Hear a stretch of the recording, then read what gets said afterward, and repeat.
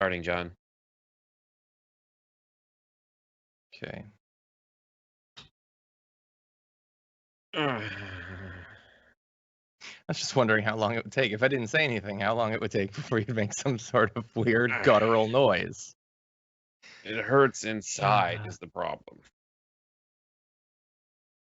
John, It's the end of the week, Brett. I'm not going to be too specific in this, but which part, like, is it Oh, okay no. for any part of your skin to be bubbling? Have you ever seen anyone's skin bubble in real life? Not in real life. Good question, but not in real life. I had a I friend. saw. Oh, Wait, wait, go. what? Oh, I want yours. Yours seems So like a I yes saw. answer. This is a subtle thing, like, and I understand that a lot of people have had to see much more horrifying things, and I guess objectively, I've seen far more horrifying things. But I used to work as a barista in college, and there was a thing, a little nozzle that you'd stick into the milk to heat it up and get it frothy and all that stuff. It superheats the milk, and I remember one time there was a thing you're not supposed to do because it causes it to just explode, basically. So someone was doing that, and they did the wrong thing, and the milk went up to the top and poured over, and I looked as layers of skin evaporated from this person's hand. Yeah. Like in real time, their skin was just gone. Yeah. It was so horrifying, and they were screaming. It was like something out of an Indiana Jones movie. He just turns around and his skin. I watched. Why did you pour the milk on your face? I didn't want my hand to be lonely. What were you gonna say? My roommate in college was like, we went on a spring break trip, and he didn't think he was tan enough at the end. Oh no! Oh no! So he's like, Oh no! he was basically like, oh, I'm just gonna, and we had a flight back a day later than the rest of the group, and so he's like, I'm just gonna go out. It's kind of overcast, so I'm just gonna go out by the pool at the hotel and get a little extra sun. And then he fell asleep. Oh no! And the proportions of my friend already made him similar to the two.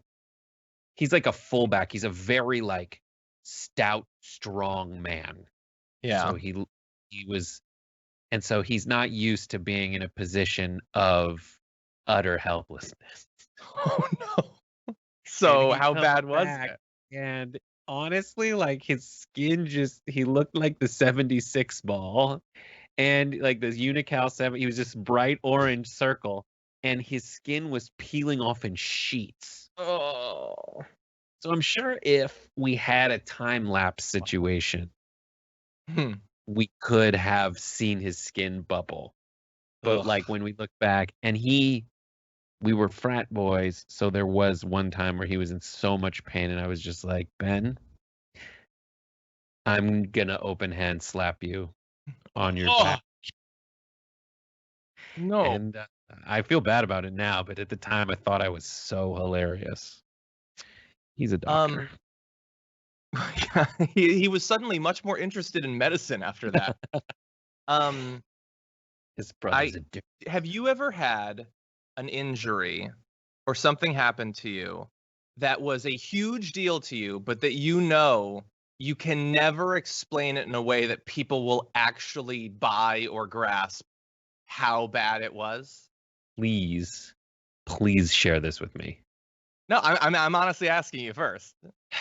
I mean, nothing jumps to mind because, and also it's probably the nature of how of the problem means that you haven't even described this category well enough for me to really that's grasp probably it. true. So what is yours? The thing that is the obvious reason you asked me that question.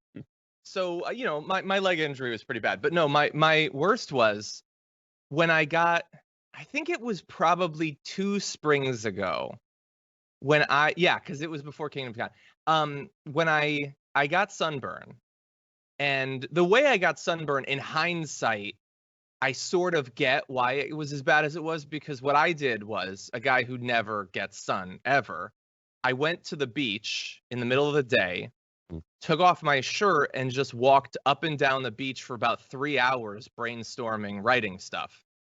And I got sunburn so bad. And I don't mean, and this is why I can't sell it.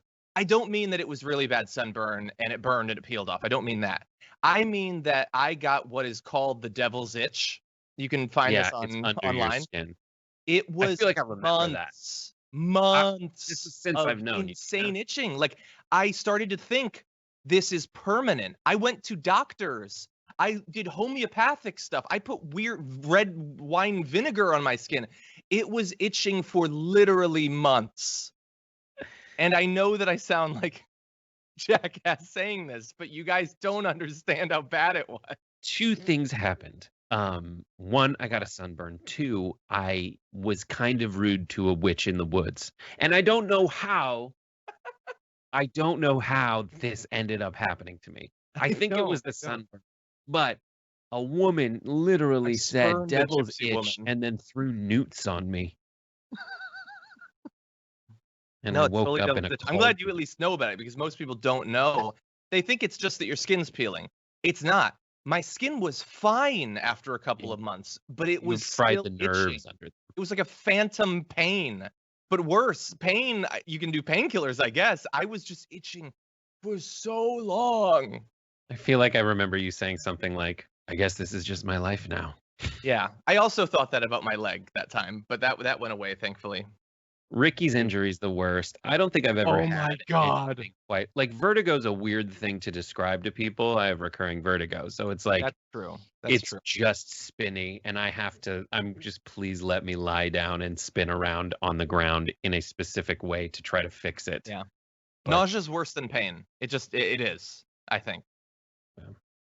But Ricky's injury, like, to describe it, you have to tell people to picture the way that an ankle works and imagine an alternate universe where it works in the opposite way. Well, yeah. Well, imagine the ankle has another ankle.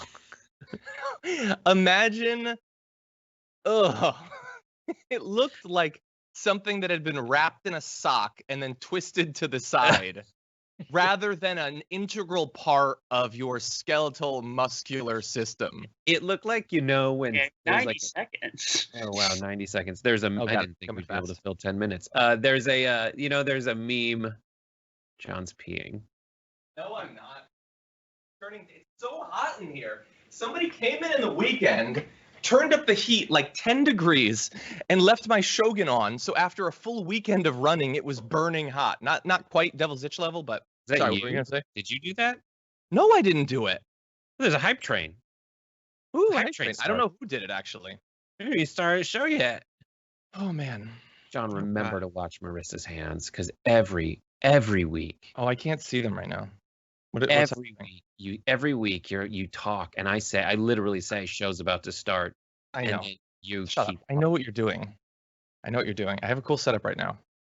Twitch is like expanded. Anyway, it feels good. We already passed level 1. We got subs. There's a squad assembling. Ooh, and we have a special treat for Twitch today. I wish you had. We're trying to get a way where we can put all of our overlays. There's one machine that everyone wants who's a techie in the company. I don't know what do you mean? 6, 15 seconds, 10 seconds. So I do that's 30 for the mage. I'm nervous. This is wait. That's should be 3 seconds, 2 seconds, 1. John,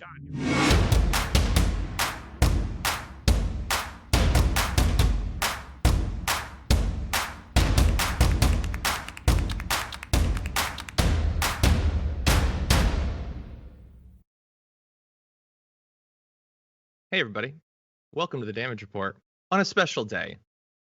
Big news day, I think. Brett Erlich, host of the Happy Half Hour. How you doing? I'm better than some. Yeah. I too am on this tightrope, being like, what's appropriate now? How? Yeah. I know how I am as a person. I know that I am tripe and a collection of just a bunch of different overdeveloped senses of justice. I'm the guy who's like, wow, there's folks out there who are like, I would feel bad if that person died, and I'm not necessarily one of them. I'm just communicating my feeling about how I would react. I know it's wrong to be how I am, but I'm not going to deny how I am. But I am, I guess, evolved enough and aware enough of humans that I know I'm not the best kind of one. We're gonna have a debate a little bit about that. I don't necessarily accept that, but what I do accept is that there's too much news. There's way too much news today. There's too many takes. There's too many things you can be reminded of. There's too many, there's just too much. So we're gonna do the best job that we can. We're two men, or we're kind of like George and Jerry. Like together we make one normal functioning man, one newsman. So we're going to do our best to get the country through an admittedly interesting day. May you live in interesting times, and we certainly are doing that. So look, we're going to be talking about a lot of things. I will say one thing. We're going to be starting sort of a new segment today that involves another way that the audience gets to weigh in on what's going on. And we've had a lot of complaints on the show that we don't do enough specifically for Twitch. So today, this one's for you, Twitch. So everybody on Twitch, a little bit later on, Brooke is going to be doing something, so you're going to want to pay attention to that. And we'll be closing out the show with Garbage People, so you're not going to want to miss. Stay till the very end, and we're going to see, after this week, who rises to the top of the can. We're going to find out together. And I'm also going to debut the newly upgraded Trashy a little bit later on. So that should be fun. Trashy. A special shout out to Trashy, our moderator, as well. Also Trashy the moderator. Trashy the moderator has also been upgraded. Anyway, for those of you who are already here, please hit the like button. Subscribe to the channel if you're not already. You can spread it and share it and let people know that we're doing this, especially today of all days. And if you send us comments and tweets and super chats and all that stuff, we'll be responding to that as much as we can, considering how crazy the news is. So I do want to talk about who's on Happy Half Hour this week, because it is quite fantastic. Legendary comedian Eddie Pepitone will be on Happy Half Hour. You'll know him when you see him. And then also, and it is great. We were trying to find a place for Coked Up Don Jr. on the main show this week, and 3 different attempts to do that failed. But you know where we succeeded? Happy Half Hour. So the best thing ever of the week involves a very coked up, potentially mosquito bitten and allergic Don Jr.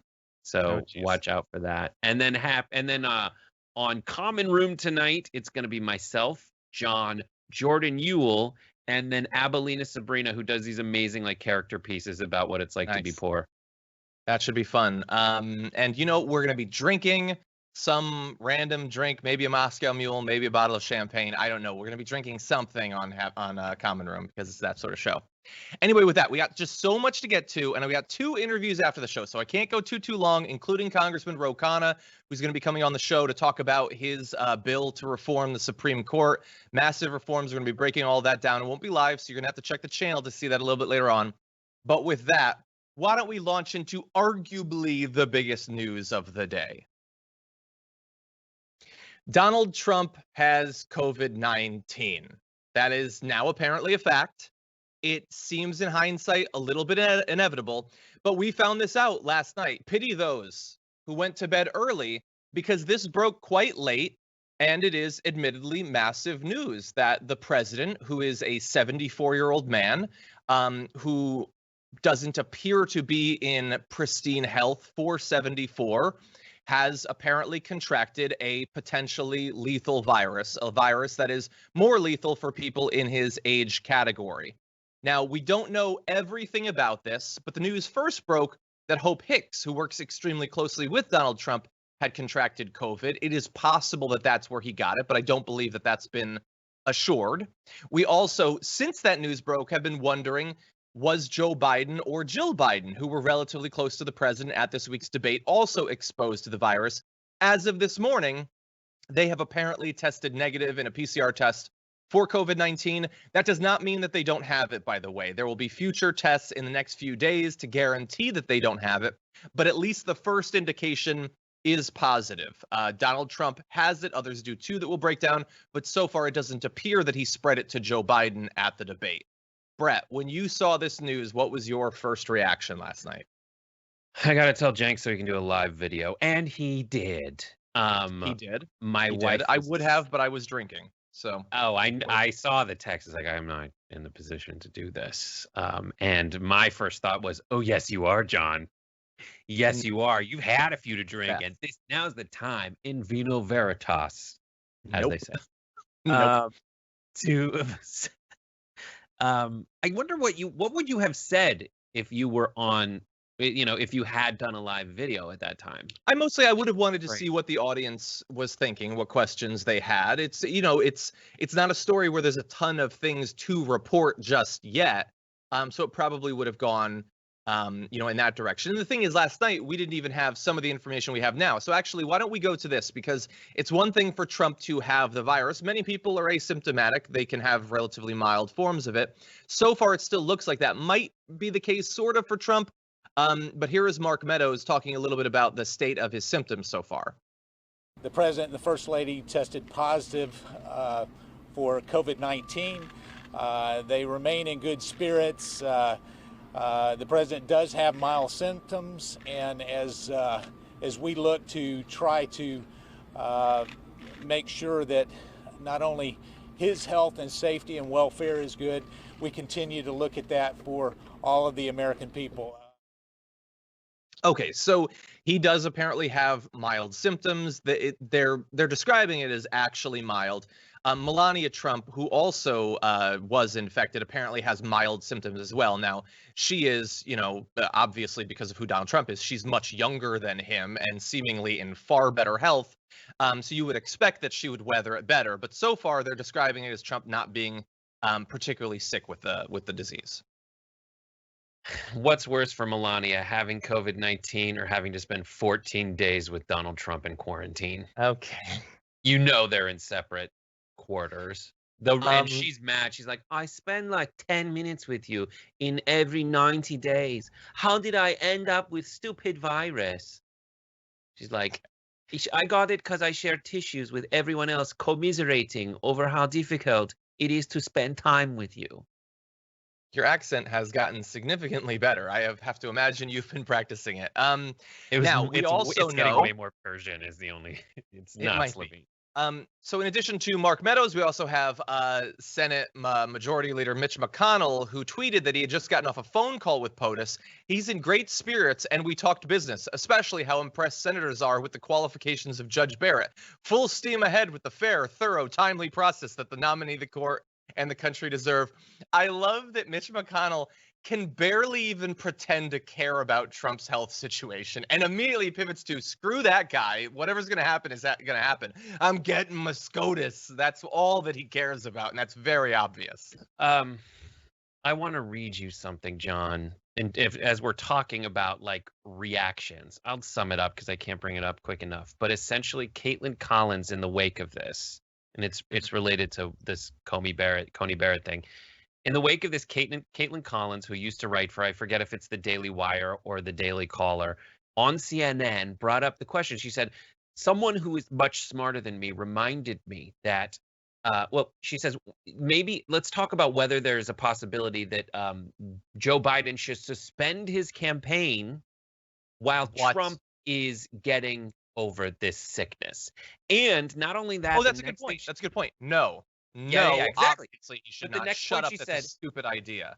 The next thing she said was, someone much smarter than me told me that Teddy Roosevelt was the victim of an assassination attempt in 1915, and Woodrow Wilson suspended his campaign until Roosevelt got better. And as J.R. Jackson said on the morning meeting, it's like, well, that was an assassination attempt. The way Trump's behaving is more like a suicide attempt. It is. Because all he's doing, you made your bed. Even Nancy Pelosi is like, he has been essentially begging for this to happen. This has been a reckless invitation, or whatever, however she put it, for this kind of thing to happen. They have acted in this way. And then to answer the question about whether Biden should suspend his campaign, absolutely not. Because do you think Trump would? And I know many people's reason for Biden is that he's getting us back to some kind of decency, normalcy, and decorum. But I'll do that after he wins. Now is the time to win. And in this situation, like the last one, it's like, yeah, the decent thing to do was to say yes to Merrick Garland. That's when this all started. I'm sorry, but you don't have a say. Yeah. Yeah, Trump wouldn't suspend, but also I don't care. I don't care. No, Biden is trying to win an election, and the stakes could not be much higher. In fact, this is just a reminder of those stakes. No, he shouldn't take it off at all. By the way, he is barely campaigning because of the pandemic, and you know who mocked him for literally months over that? Donald Trump did. So no, he shouldn't change his behavior literally at all. But that said, let's transition to Joe Biden because this opens up a larger conversation. How should we respond to the news that Donald Trump, of course, eventually got coronavirus? He has, as Brett said, been doing everything one would do if you wanted to get coronavirus. So how should we express our feelings, our reactions to it? How much empathy should we have? How much sympathy should we express? Are we allowed to say certain things? Now, first off, there are some people who are being incredibly responsible and admirable and also in line with their character in this regard. Joe Biden tweeted, "Jill and I send our thoughts to President Trump and First Lady Melania Trump for a swift recovery. We will continue to pray for the health and safety of the president and his family." That is a very nice, very presidential thing that Joe Biden did. But if you don't do that, are you a bad person? Is there something wrong with you if you perhaps pay a little bit of attention to the full context of who Donald Trump is, how he has talked about the pandemic, even up to and including this week, how he's talked about people getting diseases in the past? I'm going to run you through a bit of that context in just a moment. But Brett, I know that this is something you've been thinking about. So briefly, where do you come down on this so far? On what specifically? On the conversation about how you're allowed or should express yourself, considering everything attached to the door. I mean, my take on it is, I mean, everyone has their own moral code, and I know that everyone also has their instincts, and then they have to deal with what their, the difference between what their instincts are on how to react, which they don't have control over, and the way they present which they do have control over, unless they're inebriated, in which case they're just going to tell you what they feel. So if it is the case that you really want to spike the football here, my take is someone else already has. And already people like Kevin Hassett Trump's economic advisor, going on Fox and are saying essentially like, I hate how the Democrats are out there spiking the football. There's not really a moral play there for them. They're essentially celebrating that Donald Trump is sick. And I got to say, all right, so if there was one person who did that, they'd pretend like everyone is. Of course. I think the decent thing to do is say thoughts and prayers with the president. I hope he has a speedy recovery, and then immediately pivot to all the times he's been the absolute worst person, saying that Obama should go hug Ebola patients. And then also all the times he said stuff like, I like people who weren't captured. So Trump has never taken a moment to hold up and decide what the decent thing to do is. Trump can't see the high ground. Yeah, he can't see it. And I'm not going to take the low ground, but I would point that out. Yeah, exactly. Yeah, no, I'm not going to celebrate. My Twitter activity has been, I would say, quite restrained considering how his has been. But I'm not going to ignore the context, and I'm not going to pretend that it's not there. And so I am going to remind people of some of it, as you just alluded to. So we just read you Joe Biden's tweet wishing a speedy recovery to Trump and to Melania. Joe doesn't want them to suffer. I'm sure that if he could press a button and take away their disease, he would, because he doesn't want them to deal with a fatal illness. You know who didn't extend them that same courtesy necessarily, though? Donald Trump. Because we found out today that Biden and his campaign didn't find out about Hope Hicks or President Trump testing positive before anyone else.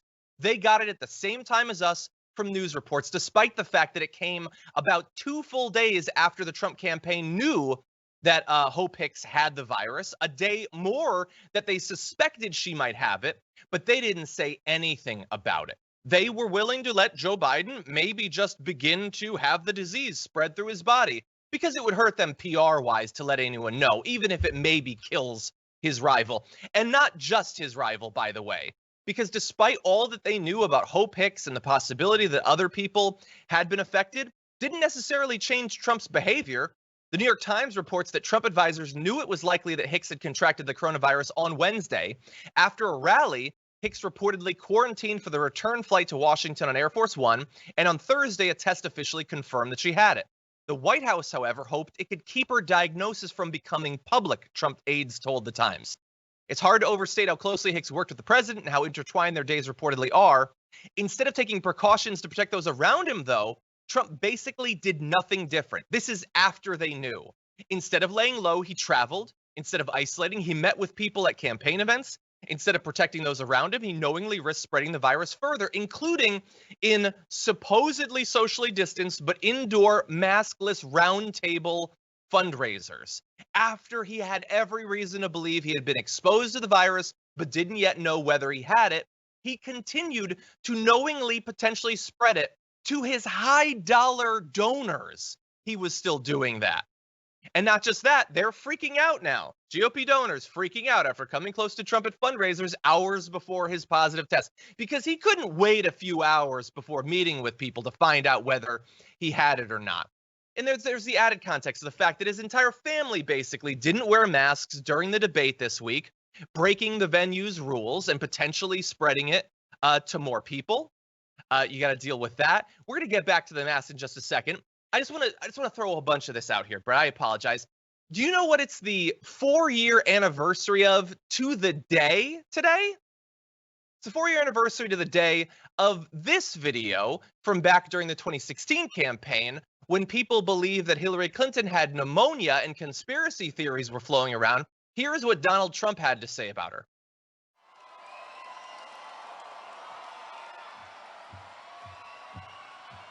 But here's a woman. She's supposed to fight all of these different things, and she can't make it 15 feet to her car. Give me a break. Give me a break.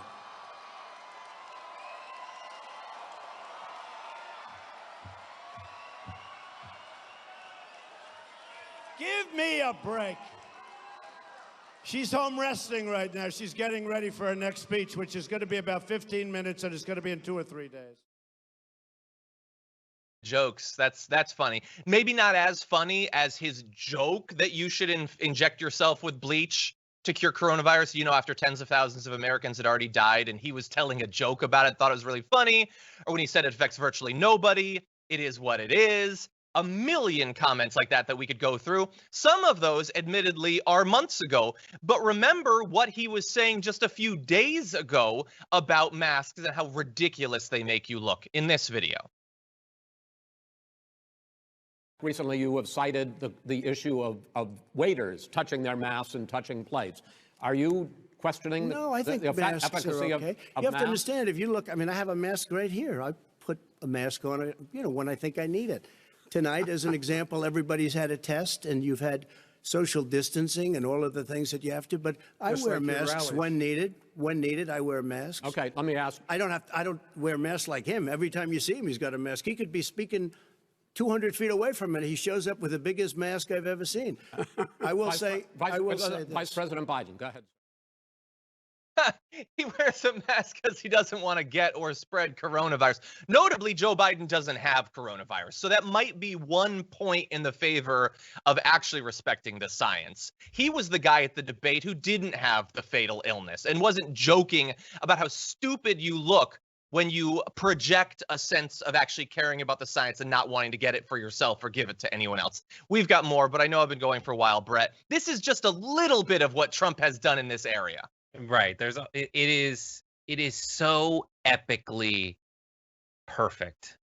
There's a bad, usually I mean, for me personally, my whole life, I watched so many movies that I was like, I'd be in an airplane, and as soon as the perfect thing happened, like where in a movie the plane would explode, like if someone says, someone told me, don't worry, we'll be safe. Like my immediate instinct was, oh my God, this plane is going to explode as soon as that person's done with that sentence. Like the dramatic irony is what drives the world. That's what I thought.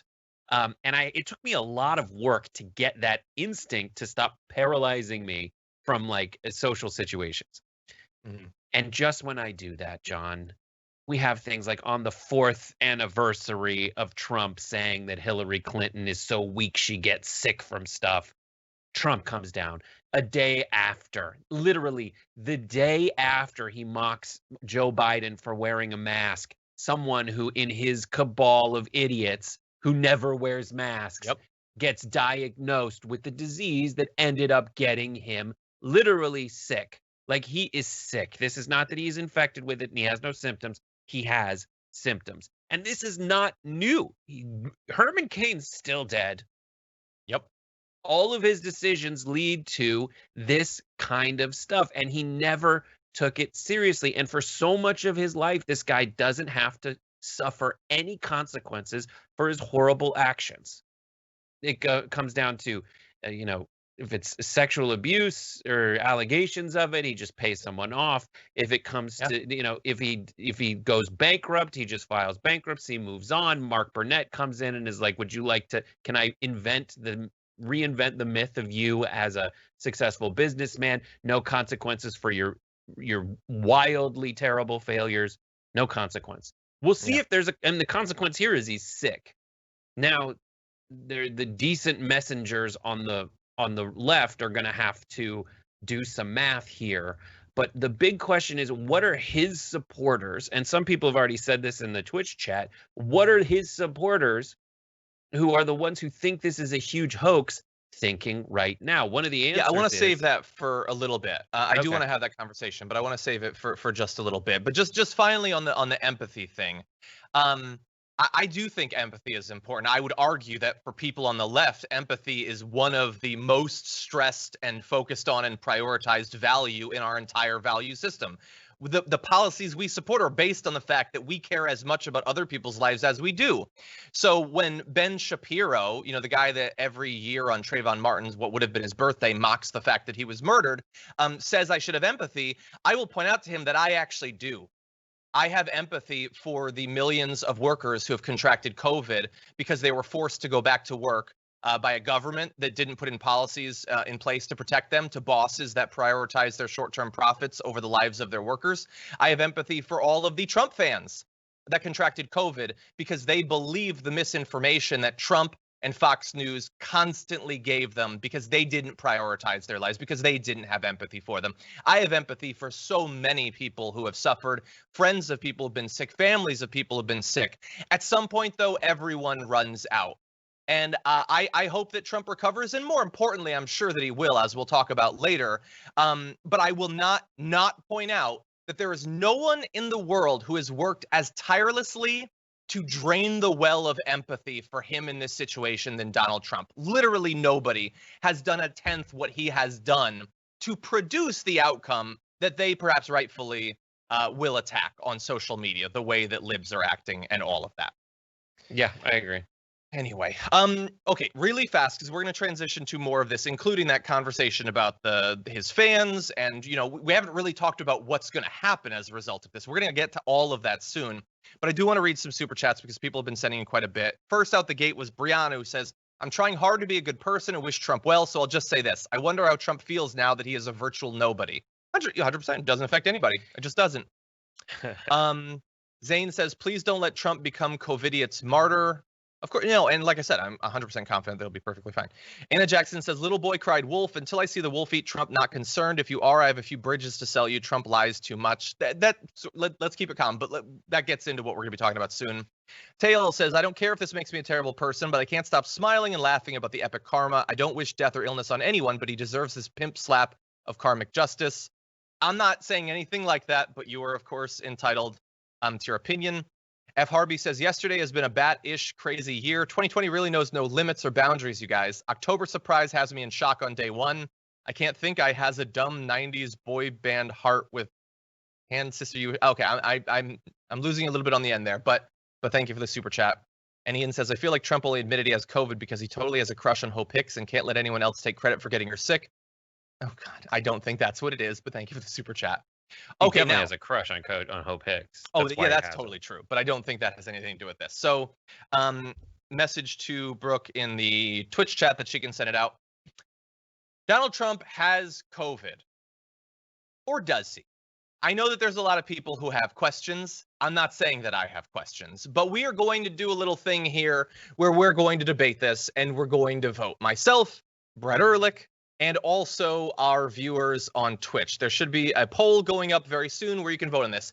Does he actually have it, or are they saying that he has it for some other reason? Now, if this seems crazy to you, that's probably because you don't spend much time on social media. But John Camo had a tweet that went viral from the 18th of last month. I saw it from Josh Gad's Twitter account that says Trump's October surprise will be the announcement of his infection.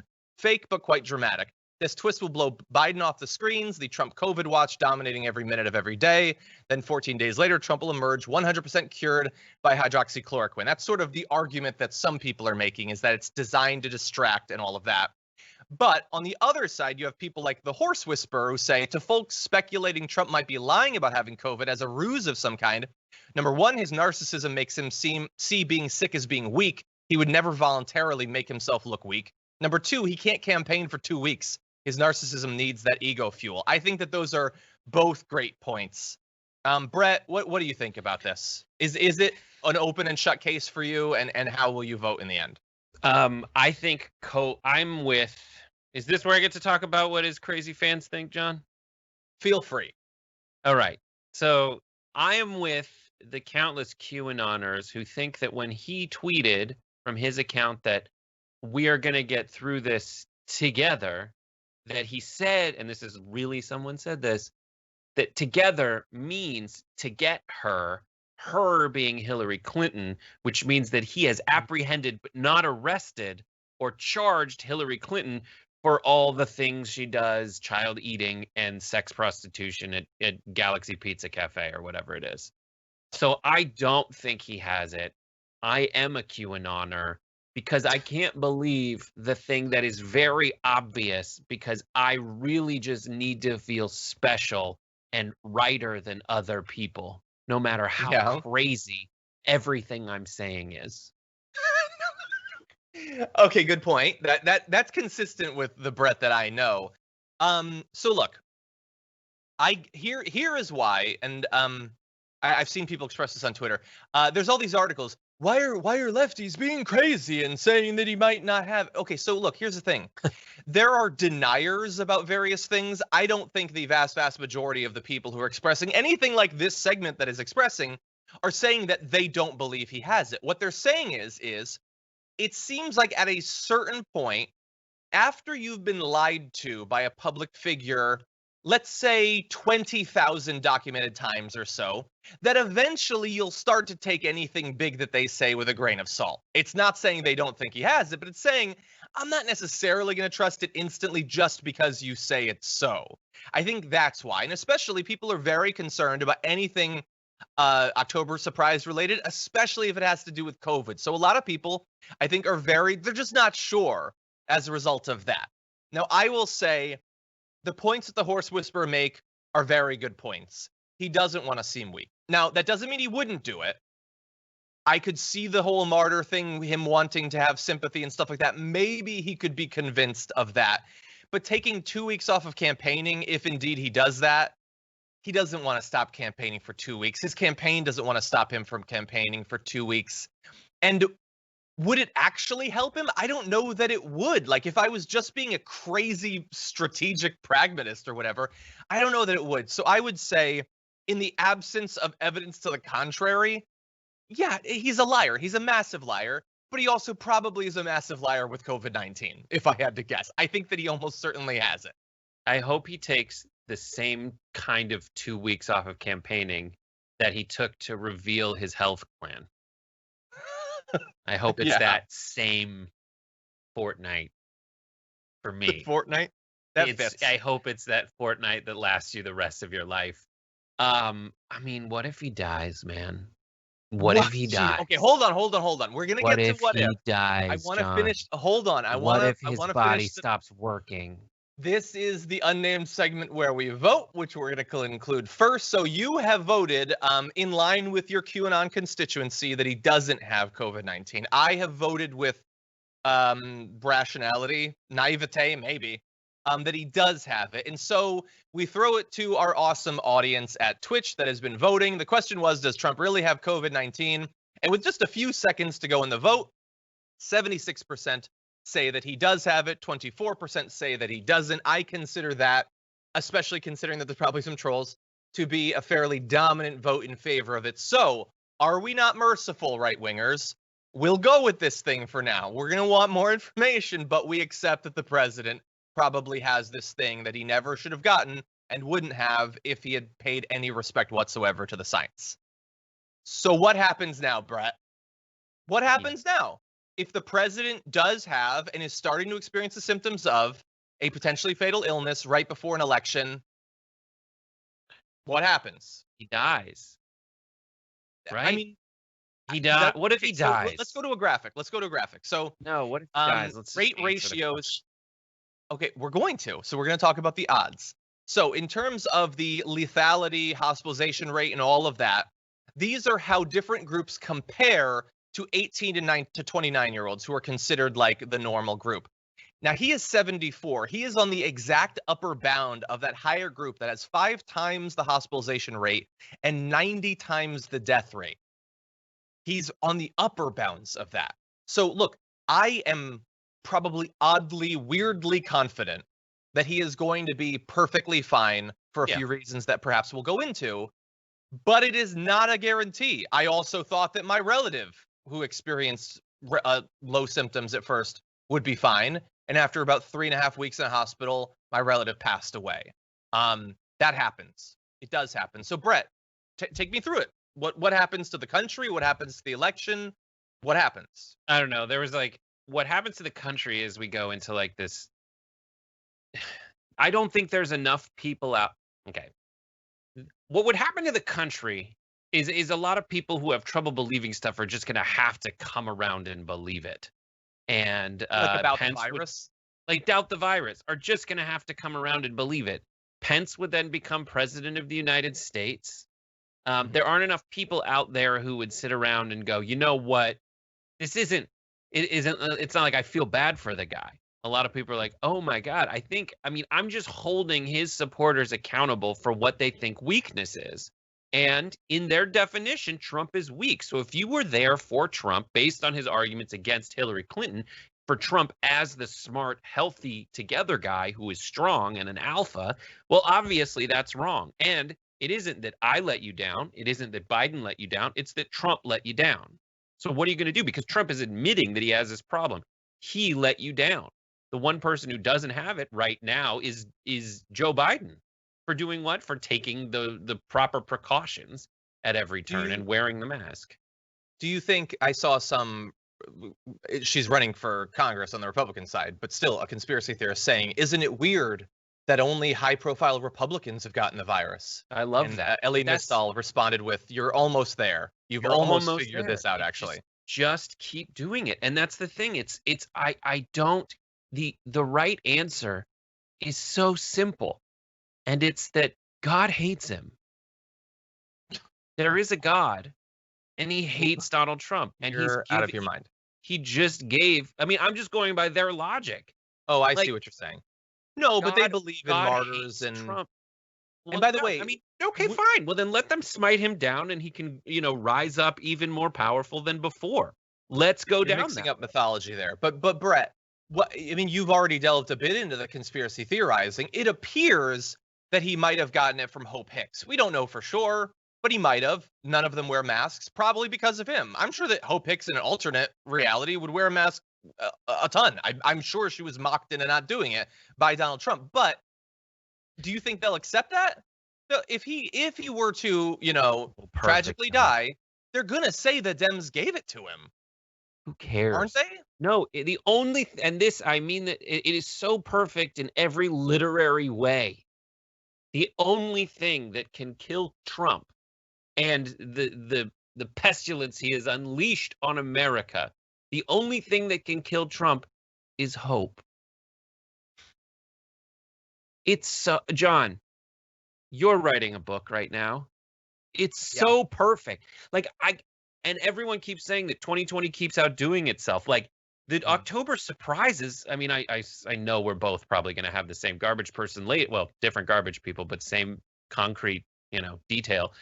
Is it's October frickin' 2nd, and things that have happened are Trump doesn't pay income taxes. Melania thinks who gives an F about Christmas. Trump has COVID. Like, it's October 2nd, and the surprises just keep on coming. Like, That's true. You're not gonna get, and the hypocrisy from the Republicans. Like, everyone said, this is my favorite thing people tell me is like, I'm the whataboutist now because I just point out hypocrisies. Like, I will also take time to say what I have to say about Melania and how I don't think she should be responsible for Christmas stuff. But I will also point out that, like, y'all are attacking the Obamas for assaulting Christmas when they did everything they could to uphold the sanctity of the holiday.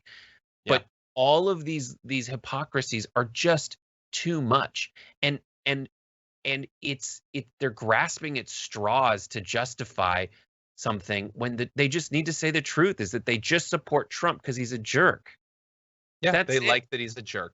You like that he's a jerk, and it's fine to like that he's a jerk, but you can't say that COVID's a hoax. He has it. You can't say that the Democrats are out to ruin Christmas. Melania just agreed that she hates that she has to decorate for Christmas. Like, it's not, the attacks on us and people on the left are not genuine attacks. You just like Trump because he's a jerk and he makes you feel good about hating others. Yeah, and it's really as simple as that. And honestly, it's not even like a lot of his biggest fans won't kind of tell you that. Like, they're fairly honest about it. He tells it like it is. Okay, but does he? I mean, he tells it and you think that's the way it is. That says something about you. I don't know. Anyway, look, if he can't campaign because he has to do an extended hospital stay or something, that is obviously going to affect the election. Hypothetically, the 25th Amendment could be invoked and Mike Pence would become president. I don't know exactly what happens in terms of the ballots. Hundreds of thousands of people have already voted. So it is kind of a mess. But I will say a little bit expanded version of what I was saying before. Regardless of what you think about how we should be talking about Trump's future, I am very confident that he's going to be perfectly fine, despite the fact that he's 74. We're going to show you a video that, anyway, he's going to receive the best medicine, literally, that our species has to offer, and as much of it as they want, anything experimental. He'll get the care that the many people who have suffered and died from a pandemic he made worse never got. I'm confident that he'll get that. I'm fairly confident at this point in my life that evil has antiviral properties.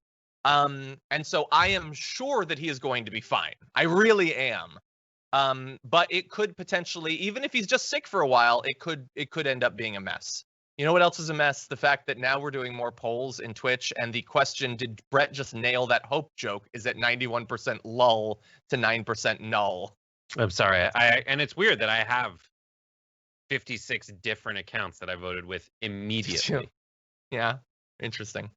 Okay, so let's turn to one other sort of random angle in this. There's a billion videos that I wanted to have us respond to and just can't, including, by the way, Fox continuing to spread misinformation. Literally today, there was one person who said, you know, there's people who believe that this disease is rougher on older people. Now, I don't want to say that that's the case, but it's October and you don't accept that. Anyway, we're going to go to one, though. Today has got to be a very rough day for Trump followers. Regardless of what we think about either the followers or Donald Trump, they're very concerned about the health and welfare of the person who makes up 99% of the, pie chart of what they care about in this universe. And so they turn to Fox and Friends to feel better about it. And Fox and Friends turns to propaganda, because look at this doctor that they got on to talk about how this is going to play out. And our president is constitutionally incredibly strong. He operates more like a 45-year-old than a 74-year-old in terms of his stamina. He has no underlying comorbidities. He will naturally resolve this quickly, but we can accelerate that. And I think that would be the enormous focus on his advisors in terms of his positions today. He may even have received some of those agents last night. Okay, and she goes on to all the different things he's going to get, and they're going to give him hydroxychloroquine, even though more studies have just come out saying it doesn't do anything and all that stuff. So, Brett, what do you think about his amazing stamina and constitution, no comorbidities? No one likes working with that doctor at our hospital. No one. That's one thing that just jumps out to me. That's the one who's like, and they bring out, someone with an accent to seem very smart. who's going to say that Trump is fine. His stomach is going to get flatter and more abby. His penis is going to get bigger through all this. That's how strong our president is. We love him so much. Also, I am currently giving him my platelets. No need, but I think we all should. Like, that's the problem. And through it all, Kilmeade's trying to give his medical advice. Everyone out there on the Republican side is trying to talk like they're a freaking medical expert. And the truth is, they're the ones getting sick. Like, you're the ones who are doing all the things that the actual smart people are telling you not to do. Yeah. It's so frustrating. But I love that. I mean, I don't know if people get to see the great things that John writes in the production document. Like, Fox audience needs to be wrapped in a blanket and told everything will be fine.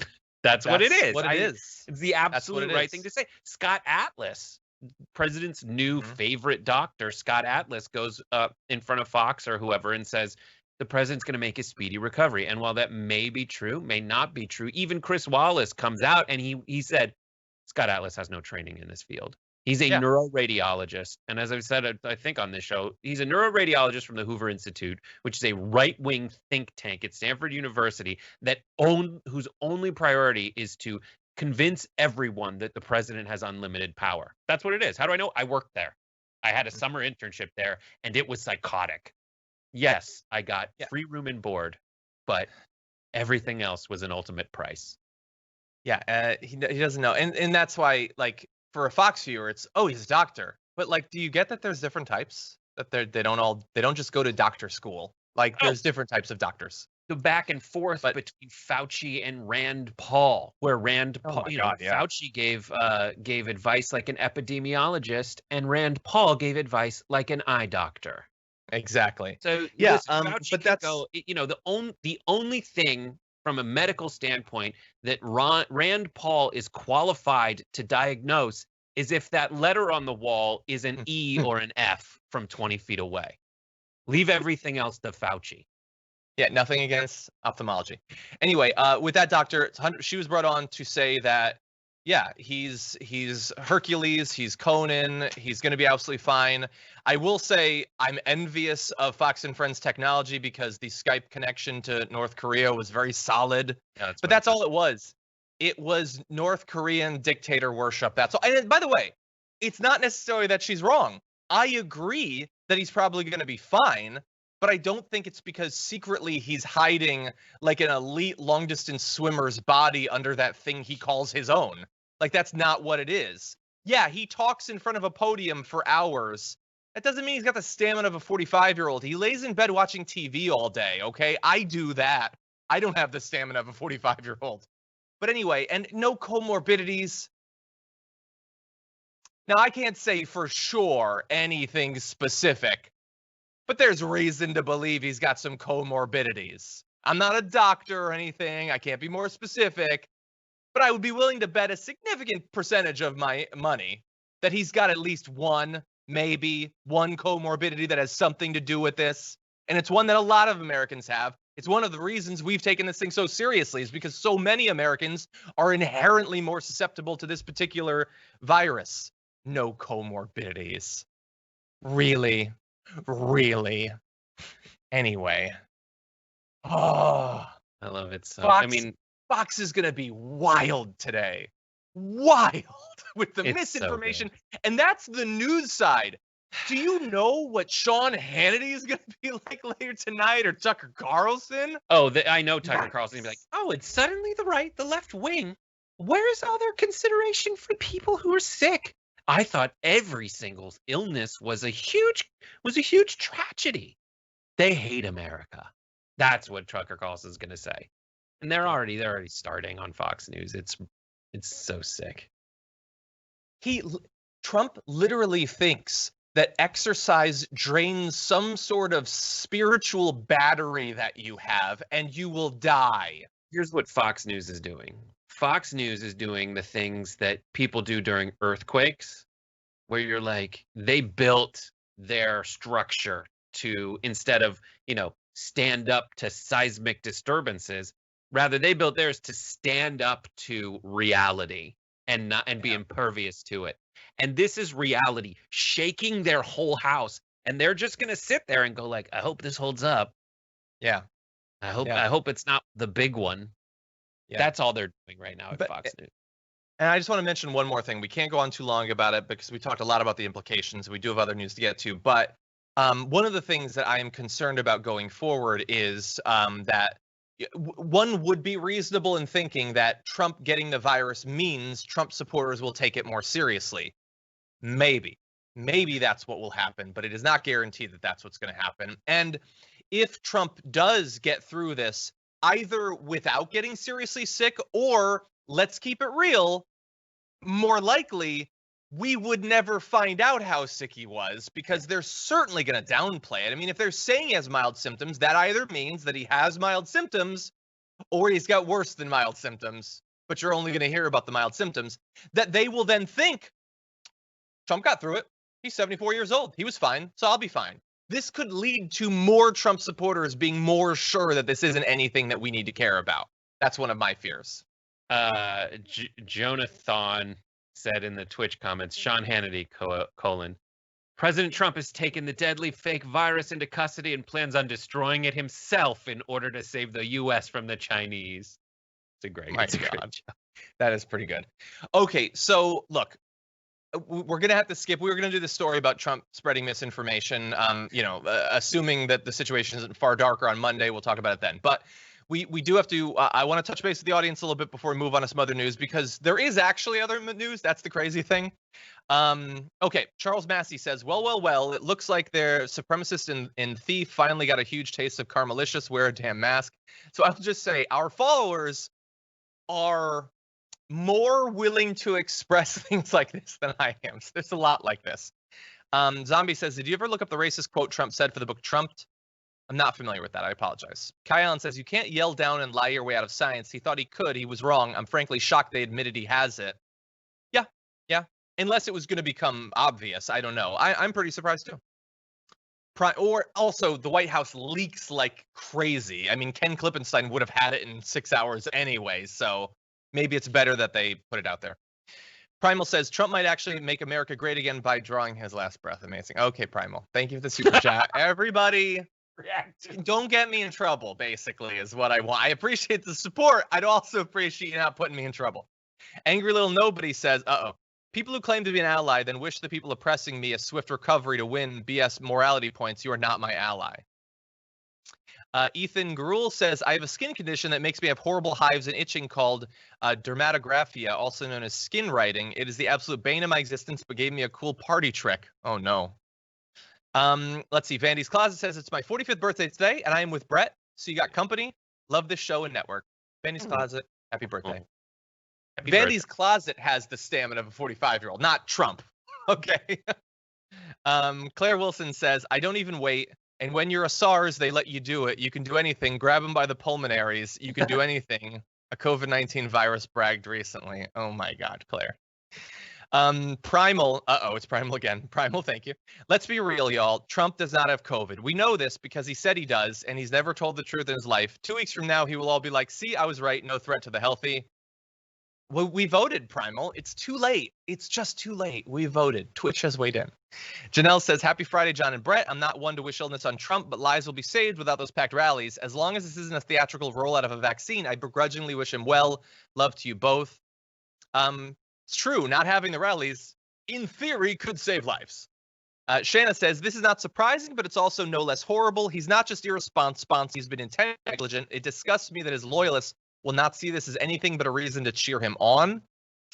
Thank you. Diane Lagone says, I really appreciate you both. Thank you, Diane. I appreciate you as well. By the way, I saw a very large super chat from Raleigh Jones who says, I knew you're going to say I wish him no harm, but thanks for bringing up his horrible comments. We're laughing, but knowing we should be better because we know how he'd respond if Biden had it. You're all amazing. I hope this makes sense. I'm 100% half drunk. 100. Thank you, Raleigh Jones. Yeah, he'd be calling, and the right wing would be calling for Biden to step down. That'd be literally the only thing that they talk about him, is how Biden should 100% step down because he's sick. Happy birthday to Chainsaw 667, who turned 45 yesterday, and Ricky, who's 53 today. Hey, everybody. Happy birthday. Happy birthday. One more super chat. Shayna says, seriously, the news has come to make me super anxious every day, but TDR is 100% my favorite show. Thank you, John and Brett, for making the news palpable and hilarious. Are we just going to have to make 100% shirts? No one's going to know what it means. Nobody.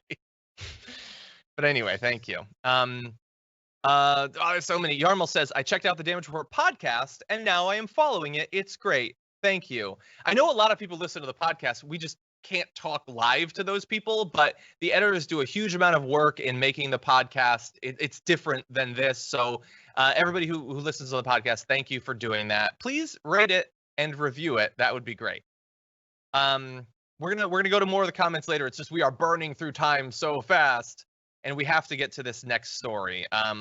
It's the Kimberly one, just in case the director doesn't know. So why don't we turn to that? Kimberly Guilfoyle's transition out of Fox News apparently might have had a lot more to it than we initially knew, with his new reporting coming out with some amazing details in the New Yorker. So there's a lot here, but let's see what we can get through in terms of understanding how it is that she transitioned from this media role to this political family role. So in November 2018, a young woman who had been one of Kimberly Guilfoyle's assistants at Fox News sent company executives a confidential 42-page draft complaint that accused Guilfoyle of repeated sexual harassment and demanded monetary relief. Guilfoyle, who currently serves as the Trump campaign's finance chair, I actually didn't know that, abruptly left her position as co-host of Fox News' The Five back in July 2018. At the time, a spokesperson for the network did not provide a reason for her exit and only said in a short one-sentence statement, Fox News has parted ways with Kimberly Guilfoyle. Now, publicly, she has maintained that her decision to move from television news to a political campaign was entirely voluntary. At the time, she was the co-host of The Five.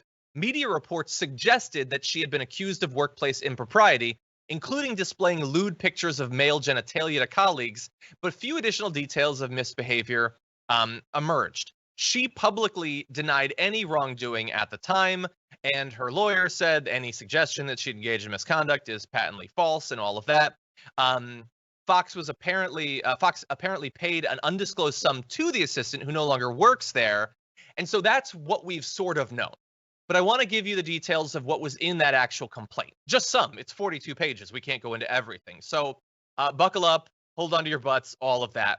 According to a dozen well-informed sources familiar with her complaints, the assistant alleged that Guilfoyle, her direct supervisor, subjected her frequently to degrading, abusive, and sexually inappropriate behavior. Among other things, she said that she was frequently required to work at Guilfoyle's New York apartment while the Fox host displayed herself naked and was shown photographs of the genitalia of men with whom Guilfoyle had had sexual relations.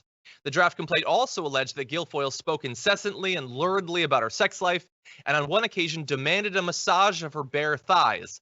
Other times, she said, Guilfoyle told her to submit to a Fox employee's demands for sexual favors, encouraged her to sleep with wealthy and powerful men, asked her to critique her naked body, demanded that she share a room with her on business trips, required her to sleep over at her apartment, and expose herself to her, making her feel deeply uncomfortable. There is more to it than that, but that's a lot. I think we can all agree. Brett, what do you think about this? I just imagine this person saying, I just want to work in news. I just want to have a news job. Yep. And then that happens. It's everything. It's a confluence of, well, that makes sense. And then maybe that's what Don Jr. likes about her. And the advice that she's giving to sleep with rich and powerful people, the ex-wife of Gavin Newsom and the current girlfriend of Donald Trump Jr., seems like it served her well in the past. So that checks out. And like, you know, I worked in a talent agency and there were a lot of people who were doing those terrible, like extremely, you know, Hollywood toxic things. None of them were like that. Like none of them were that bad. There was no like, hey, I'm going to walk around naked and I'm going to have you massage my thighs. Yeah. And now there's things that what do I think you check out in a court of law?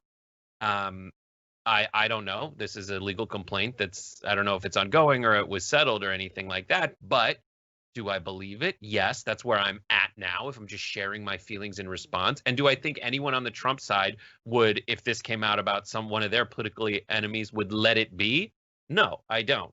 But this is one of those things where Guilfoyle is not important to me whatsoever. This is just one of those that I'm going to look at, and it's another of the billion things that would be a huge story at any other time in history.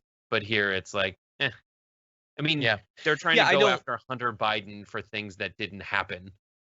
These are like documented accounts of sexual harassment repeatedly happening, and they're going to be like, this is out of bounds. Yeah, totally. And their allegations, we don't know for sure. Obviously we're inclined to believe these sorts of accounts, because we don't think naturally that women frequently lie about sexual harassment and sexual assault, as some people, including hosts on Fox News, automatically assume is the case. And there's even more details that make it even worse in terms of an example of exactly why sexual harassment in the workplace is so horrible. Is that, she apparently threatened to destroy the credibility of her enemies and things like that. So there's a lot of fear that if any of this came out, that the assistant's career would literally be over. So you have the tie between sexual harassment and the threat that you're done. You can't work with Fox News and any of the right-wing media outlets if Kimberly Guilfoyle apparently destroys her credibility, try to pay her off behind the scenes. Apparently, so Guilfoyle obviously was a defender of Trump, but also a defender of Roger Ailes, who had his own issues. Obviously, Gretchen Carlson sued Ailes, and Guilfoyle attempted to debunk her credibility. So she's protecting other sexual harassers and sexual predators when she's alleged to be doing this sort of thing behind the scenes. The entire thing is just it's just so awful. It's so awful. And look, she's not on Fox anymore. She doesn't have a show or anything like that. But the experience that this woman who was forced to work for her still matters, and people should still know about that. Yeah. It's just such trash. Like, being in that situation, I do keep coming back to someone just saying, I want to have a job in the news. And you definitely have an idea of how bad you think it's going to be. And yes, most people in front of the camera are weird, but they're not all toxic. They're not all going to show you the genitals of people that they slept with. They're not going to walk around naked in front of you just as some weird power play. That's bad, and people shouldn't have to put up with that in a working environment. This is not someone like rejecting your ideas and having a reason for it. This is someone who really seems to relish the power that they have over you in that situation, knowing that you're powerless to do anything. Or and afraid that if you say you don't like them showing you junk, including their own junk, and making you touch them, then you're feeling like you can't do anything. So the question is, what kind of documentation does she have of the events? Will it hold up in court? Will they try to settle to make it go away? Those kinds of things. Yeah, we don't know. Apparently, she had offered at one point to pay off the woman, so it's there's a reason to believe. I mean I'll say that. People pay things off to go away, whether they did it or not, all the time. Sure. Sure. It's true. No, I understand. I was saying sure. I wasn't saying you're wrong. Generally, I am, but there I was not. Okay. No, I understand. Couple quick comments before we move on to the final segment of the show and of the week. I wanted to thank people on Twitch, including Frykowski, for subscribing for 2 months with Prime. Thank you. Kim Sushi gifted a tier 1 sub. Trimo Butiki cheered, as Trimo Butiki so often does. Thank you. Octo Squiddies subscribed for 4 months with Prime and said 4 months of Bezos dollars. Thank you. Ebro Chin subscribed for 1 month. Red Shen Dragon subscribed for 4. Thank you. Tails 420 gave out 5 tier 1 subs. Gina J, the introvert, welcome, all introverts. Subscribe for 5 months at tier 1, said, I enjoy all of TYT and TDR. Thank you. Timo Batiki and Morfallon also cheered some more, as did Individualism Killed the Cat. Brandy Lou gave out a tier 1 sub. Young Turk Reviews gave out a tier 1 sub. Emily Blackwilder gave out a tier 1 sub. And there's more that we'll go through a little bit later on. But thank you to everyone, whether any way that you're interacting with us, including comments and just watching. But the people who are giving out the subs are being such good ambassadors for the channel and bringing more people into the community that we really do appreciate that. So thank you for that. Now, that said, Brett, Are you ready for this thing? Are you ready to go first in this thing, Brett? I think we have the same person. Do you? I've got Trashy here, and Trashy is ready to go, looking for that trash. So, with that, is the director ready? It's the end of the week, and so it's time to take out the trash.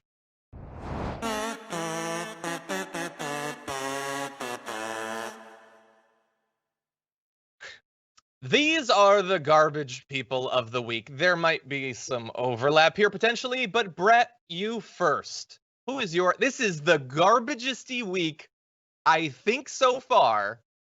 Who is your garbage person this week? My garbagiest person of the week is Melania's ex-friend, Stephanie Winston Wolkoff. This is Melania's friend. Mm-hmm. So she shouldn't be doing sleepover stuff where I'm secretly recording you. Mm-hmm. And she, against the will of, I would say Melania, but really the people, is spreading tales out of school. Something was told confidence, and Stephanie Wolkoff is sharing it with the world, which makes her trash. But what happened? What did she spread? Well, John, don't make me do the whole setup again. No, I'm saying just give me some more details. What actually happened in case I don't know? Okay, let's start. Editors, here's where we start the whole thing. No, my garbage. No, keep it up, John, because I had a toss. It would have been fine. My garbage person of the week is Melania's ex-friend, Stephanie Wolkoff, who had the audacity to record the First Lady behind her back and shared with the press such terrible things as Melania saying she hates doing Christmas decorations. Quote, who gives an F about Christmas? And if that's probably going to get the news more than the who gives an F about parents who are separated from their children. And then she shared it with Anderson Cooper. How dare she? Garbage person. But I'm here for it. Watch. They say I'm complicit. I'm the same like him. I support him. I don't say enough. I don't do enough. No. Where I am, I'm working like my ass off. I know. Christmas stuff that, who gives a about Christmas stuff and decoration, but I need to do it, right? Yeah, but imagine 100%. You have no choice.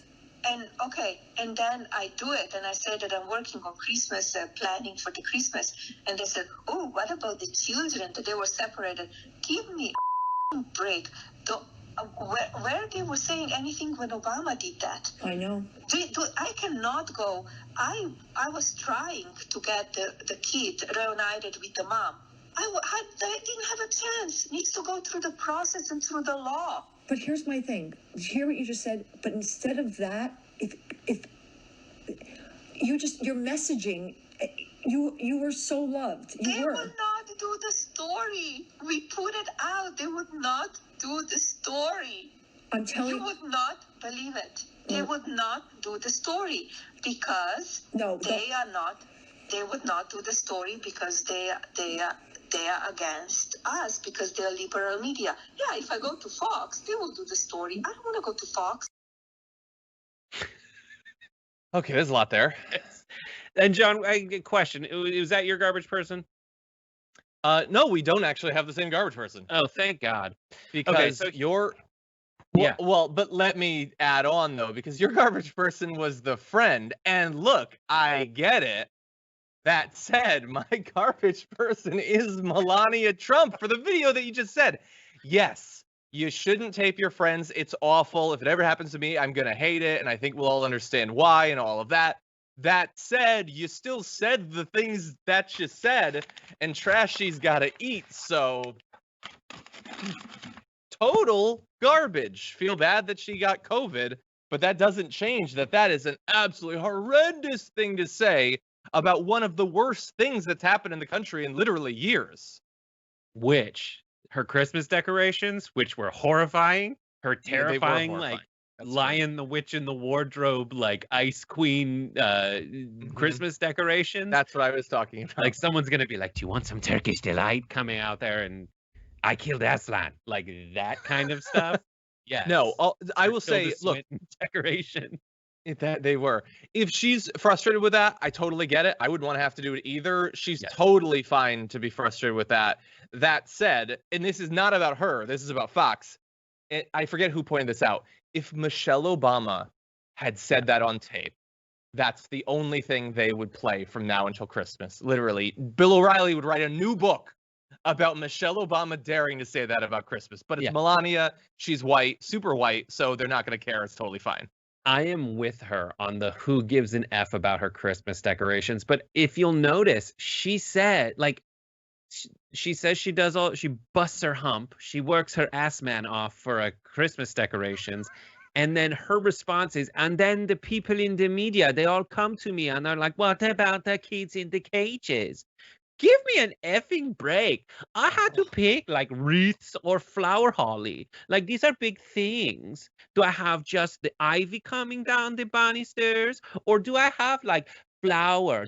How do you say poinsettia here? I don't know. Prosim. Like, come on, dude. Like, that's what it is. It's I had to work for the first time ever. What are you thinking? Yeah, no, and the whole thing's bad. Everybody's bad. Nobody's not bad in that. Even Anderson maybe is a little bit bad. But anyway, no, it's like, give me a break about the kids after remember that she wore the jacket. Like, let's not forget that. Let's put this in the context. Oh my God, that was fast. Put it in the context of everything that she did around this.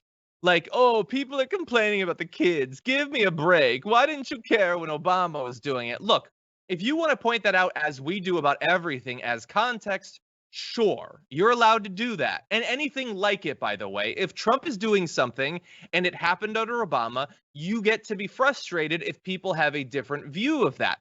However, you should also factor in that you're talking about something that was in the past that they might not have even known about. So that's sort of a little bit of important context. What we're talking about now is what you're saying about something that is currently happening and that you have, at least theoretically, quite a bit of power to potentially influence, okay? If Stephen Miller got Trump to do this in the first place, I happen to think that she could probably weigh in and change it. And not just to get a story on MSNBC, but to actually improve people's lives, people whose families who've been absolutely destroyed by this administration. So no, I don't care about the people are complaining. You could do something about it. You actually could. Trump is the one doing it. He's evil and you're evil adjacent. So weigh in. And if you don't weigh in, then you don't get to complain. And her argument about the kids in cages is like, it was so much work. I couldn't just like snap my fingers. Yeah. I had to do like other things. There's apparently laws I have to do. Ugh, it's so bad. And now I have to spend 14 days with Donald in quarantine. Ugh, talk about making me sick. Oh my God. Obviously, hope that she recovers well, and I am 100% sure that she will. But that doesn't mean, by the way, that we're not going to do the story, or we're not going to talk about it. Like, Trump getting COVID's a massive story. Everything else, the uterus collector, is still important. His tax stuff, the tax fraud, still really important. The herd mentality, still really important. Other times, there's another part of the recording where she's like, these kids, they're from places where they sleep on the floor. And now they're here and they get to sleep in a bed. They're like, this is great. Yeah, someone pulled their mother's uterus out. But whatever, there's a bed. Yes, there's 90 people there and they're all getting COVID. But come on, it wasn't a floor.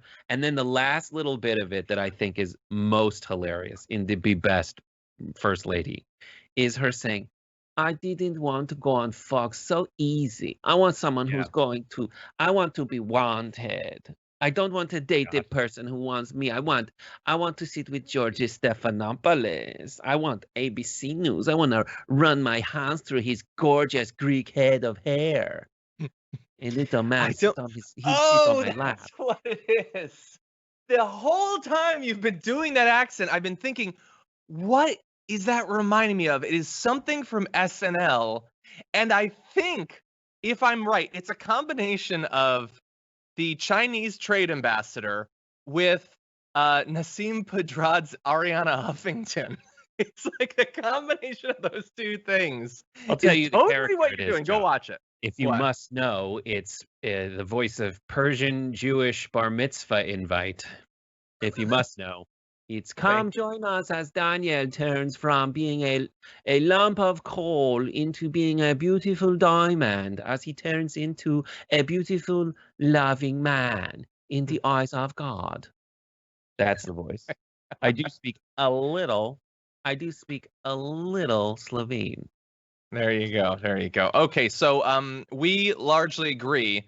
Now, that said, we're not the only ones that determine who the garbage people are, although we do have two former friends that are sitting in the can now together. You also have Dragon Squad that gets to weigh in. And so this week, let's see who the Dragon Squad community worst garbage person is. With 13,000 votes, it's Donald Trump with 53% of the vote for everything. For the white supremacist thing, I'm sure. For the COVID stuff, why not? Just throw everything on there. At 32%, and second place is all of the above. Are you happy now? Because you guys all want that to be there, so we put it back in. At 11%, Attorney General Daniel Cameron for preventing justice for Breonna Taylor. That is a very well-deserved garbage person right there. 3%, Wilbur Ross for ending the census count early. I actually forgot about that since yesterday. That's what the COVID thing did. He's just defying a court order to shut it down early. Thank you for reminding me of that, community. And at 2%, Chris Wallace for letting Trump run wild at the debate. But that 2% kind of also goes to Trump. So maybe he's at 55%. So thank you to everybody who voted Trump once again. Complete garbage. But remember, he can't be in there 2 weeks in a row. So let's bear that in mind. Fantastic. Anyway, Brett, I had a runner-up. I don't know if did we get the graphic of just like something that I saw on this is the Dominic West graphic. I saw this on like the top of Google News. Exactly. So here's my point. This is the top of Google News. Dominic West says he, quote, leapt for joy on hearing Trump's positive COVID test. This is the front of Google News, not in like the For You section, but in the headlines, not in the entertainment section, but it's from Newsweek. Like, just to give you an idea of what folks will grasp at. Like, I asked people on the morning meeting for the Young Turks, like, who's Dominic West? It's McNulty from The Wire. That guy, he's on The Affair or whatever, but like that is what they'll grasp at. So no matter how nice Nancy Pelosi's being or factual she's being, and Biden saying, I hope you a speedy recovery, and all the blue checks, as Ben Shapiro says, I can't wait for all the blue checks to give their shows of support. People on the right will always gravitate toward like Dominic West. And I know this is Newsweek, but like they'll gravitate toward McNulty, who's not even American. And as Asher said, he doesn't even go here. That's he good. might be American now, but like that kind of stuff. So you be decent or mean, whatever you want. But I think, as we've described, there's plenty of ways you can very artfully communicate that Trump is a wild hypocrite and has kind of made his bed. Now he needs to convalesce in it. Yeah. You had a runner-up, so I'm gonna have a runner-up. But I don't know who it is really, but whoever punched Rick Moranis in the face. I know. I thought about that. I don't know that I could. Maybe Betty White. I can't think of another person who less deserves to be punched in the face than Rick Moranis. Like maybe in the entire world. Like Betty White, RBG. I think that's it, actually. And then Rick Moranis, who would punch him in the face. But whoever you are, we're going to find you, okay? And you're garbage. We're not going to find you. I don't know who you are. And I'm probably going to forget very soon about it. But anyway, Brett, that was a big day. Thank you for joining us on this momentous news day. The headline of this video, by the way, on YouTube right now is just Donald Trump has COVID-19. And the reason I wrote it in such just an obvious way is that title was just waiting to eventually be the title of a video. It just was. So anyway, Brett, thank you, and look forward to Happy Half Hour and Common Room, which I'll be joining you on tonight. It's going to be great. Thank you, everybody. Happy Half Hours right after main show. Post-game ends today, and then I have it here, 9 p.m. Eastern, 6 p.m. Pacific. It's me, John, Jordan Ewell, and Abelina Sabrina, who is really, really delightful. So thank you. Awesome. Thank you, and talk to you soon. Bye. For those of you at home, let's see what's been going on. There were a lot of super chats today. I'm not going to be able to get through all of them, but bear in mind, if you send in a super chat and I don't read it on air, I do still read it. So thank you either way, but let's start to catch up. Luis Antonio Alejandro says, I know on Monday I predicted that Trump would be the undisputed garbage person of the week. I don't wish COVID-19 on anyone who works in the government. Yeah, he still is garbage, just not for that particular reason. Rachel Nelson says, TDR is the highlight of my day. Fridays are my favorite. John and Brett together again. I love you guys. Thank you, Rachel. I appreciate that. Okay. Kimberly says, can't get over describing pain you felt, but no one could truly empathize. Well, I ripped the ligaments that hold my right collarbone from my sternum. 15 years later, still burns to breathe. I feel bad for everything I said about my devil's itch because that sounds terrible, and I'm sorry for you. Willow Westbrook says, I guess the consequence of Trump hanging out with Hope Hicks is removing a lot of hope from a lot of Hicks. I think Brett would appreciate that. Thank you. Let's see. Jacob Fergie says, Halloween 2020, John is an angel, Brett is the devil, like the cartoons. I'm relieved that there won't be more rallies in Wisconsin. Cases are already rising at a terrifying pace. Yeah, sort of like we said, this could actually save lives. It could. John T says, it may be sinking in that saying he has a vaccine before the election won't work. This is plan B. It's not so bad. Or the vaccine really works to cure COVID, though vaccines do not work like that. I believe he just has it. I think it's as simple as that, but we will see. Agent Smith says, fate, it seems, is not without a sense of irony. That works very well. Thank you. Nope Game says, the 14 days is for people who are exposed and you're waiting to see if you have it. If you're already sick, you have to stay quarantined until you have recovered and have a negative COVID test. Yeah, that's 100% true. You don't necessarily recover, and you certainly you're not protected from transmitting it after just 2 weeks. Kerry Johnson, thank you for the super chat. Neo Tuck says, does Trump have COVID-19, or it's another lie to promote he'll be 100% cured by hydroxychloroquine? He is now Schrodinger's president. Again, we've weighed in. It's now canon. TDR says he has it. Real Life Jolly says, sorry, Brett, but I think that the real trash person is Melania, given that she offered up her BFF for taking the blame for the missing money in the Trump 2020 funds. Really? I actually did not know that had happened. Intelligence Hurt says, TDR with John and Brett, my faith. Thank you. May Money in the Building says, if he dies, don't get your hopes up. Trump will pull a Voldemort and run for president on the back of Mike Pence's head, rolling a fat blunt and sipping champagne, karma for the win. I'm just reading it. It doesn't mean that I approve of it, but thank you for the super chat. Stephanie Carr says, super chat solely for Brett's spot-on Melania impression. I think that was the debut of that impression, by the way. I think it was. Phil Sherman says, I literally gag when I hear progressives wishing Trump well. Completely out of touch. How many more will die if Trump survives?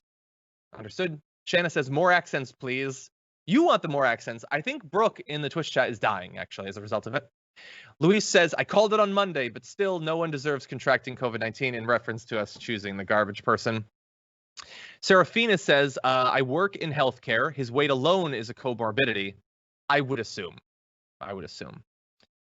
Sharon Costello says, John, do you realize that TDR gets more likes than the main TYT show, Dragon Squad Rejoice? I didn't know that, but I'm not surprised because Dragon Squad will literally burn down any other community. So Christine says, smash the like, killing it, guys. Show your love. You know what? It's a little bit late, but if you haven't hit the like button, still like it just for, posterity's sake. Thank you. Jesse Peterson says, thanks for help keeping my sanity, living in deep GOP country in Minnesota. Trying, and thank you. Corey Brown says the word of the day is schadenfreude. I think Merriam-Webster actually tweeted that. Whew. Alicia Bacon says dumpster fire. It continues to be. It's been burning for a while. Phil, thank you for the super chat. Rob Shively says, and we look to rising sun in the east, and there, upon a blindingly white steed with sword raised high, was COVID-19. Jesus, the Lord of the Rings references here. Anyway, okay. Over on Twitch, The Bear's Den, subscribe for 4 months. Thank you. Emily Blackwelder gave out a tier 1 sub. Thank you for that. Get on my level. Subscribe to Prime. Thank you. Antifa Anonymous. Oh my God, they're in the chat. Gave out a tier 1 sub and subscribed. Thank you. Ellinger gifted a tier 1 sub as well. Kanzai Chick subscribed with Prime. And CA70S cheered 100 bits. Thank you for that. Drew Noah cheered as well. Dijati cheered. Quelly subscribed for 4 months. Thank you for that. Hottie Meter gave out 20 tier 1 community sub gifts. That is amazing. Thank you, Hottie Meter, for that. Brad Saho subscribed for 2 months with Prime. Kyokin subscribed for 5 months with Prime and says, whoop, whoop. Whoop whoop to you, Yoken. Anastasia Rose gave out a tier 1 community sub gift. Thank you for doing that. And let's see what's been going over on the hashtag TDR Live. I'm a little bit worried because Twitter is even more unfiltered than most of these communities, so we're going to be careful here. But Jeremiah Lloyd says today itself is just interesting. Liberal Snowflake says we are all in a special hell, so just say you're a fan of karma. Tom Zwaki says the White House had a COVID-19 party and now is paying the price. Well, actually, we're going to pay the price because Trump is once again sucking up all the oxygen in the room at the expense of the functioning of the country, potentially, but we're going to try to resist that. Autumn Stevens on Twitter says, last night as I was falling asleep, I got really excited because today is garbage day. Thank you. I want to make garbage day a national holiday. The Ritual of Chad says Fridays are the best. Thank you for that. Looney Lovegood said, I told my kids this morning they were relieved. I hadn't realized how much fear they've been holding inside of them for these past few years. They actually had hope. Interesting. Eclectic Miscellaneous says, there goes my theory. I was wondering if Trump had gotten some advanced vaccine, and that was why he seemed to be taking incredibly stupid risks. I should have just gone with Occam's razor. Trump wasn't taking precautions because he's incredibly stupid. Exactly. Everyone, thank you so much. We are way over, but it's been a big day. Thank you to everybody who supported us. I am going to read the rest of the super chats, just not on air, but thank you to everybody who sent them in and who's been watching and all of that. If you've supported the network at tyt.com/go or become a TYT member or subscribe to the Twitch, I really do appreciate that. It's been a rough period for the entire country. We are not immune from that, but our community has made it far easier to survive than otherwise would have been. So thank you very much for that. Now, later on today, you're not only going to have the main show, which, I mean, is this a main show that you're going to want to miss? I don't think so. I think you're going to want to be there for that. But then we've also got Happy Half Hour, which is going to be great. And I'm going to be on Common Room.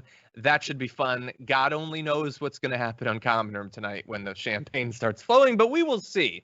We will see. And no matter what, we're going to get through it together, no matter what next week brings, including a debate. So let's see how that goes. Until then, stay safe out there. Stay sane out there. I'll see you soon.